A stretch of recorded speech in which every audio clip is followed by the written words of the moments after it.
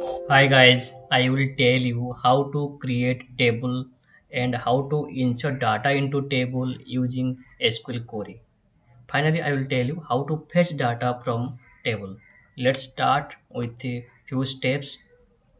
You can log in into your Microsoft SQL Server Management Studio. After that, you can get this type of interface. Click on the databases and select your database name. Right click new query. So I have already prepared the table script and insert script. So you can see first you need to use create and table, and you can give table name. You can give as per your data, you can give your table name. So I am giving for TB department. It's a user defined name.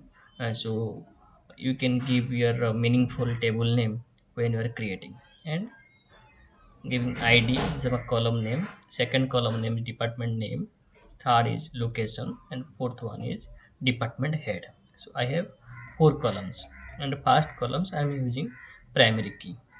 So uniquely identify the records when you will insert, and department name using n marker, and first id also I'm using integer type. These all are type of the column. Location also marker type, department head also worker type. So you can decide how data will be stored in the table. Based on that, you can use the column type. Let's create, select create script and execute. Now table created successfully. Let's refresh the database. Select the employee management, click on the tables.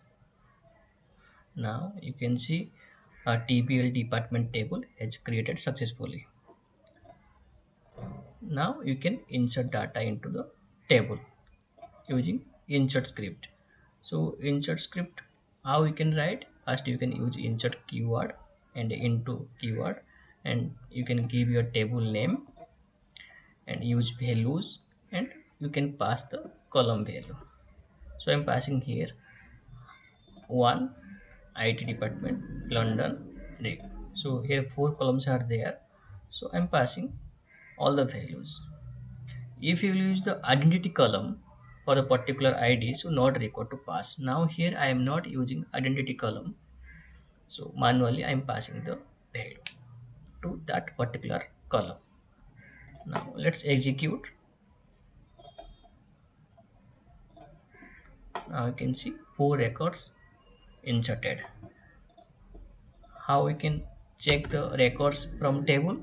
You can use select statement. Select, you can use star from TB department. Execute. Now you can see four rows are present. So always will keep the good practice to use the column name. It's a good practice to use column name in the select list. Use id and department name, location, and department head. So all columns I have mentioned, four columns. Now you can execute, you will get the same output. So it's a good practice to use the list of columns when we paste the data from table. If this video will help you, please subscribe to my channel. If you'll get new video. Thank you watching for this video. See you guys on next video.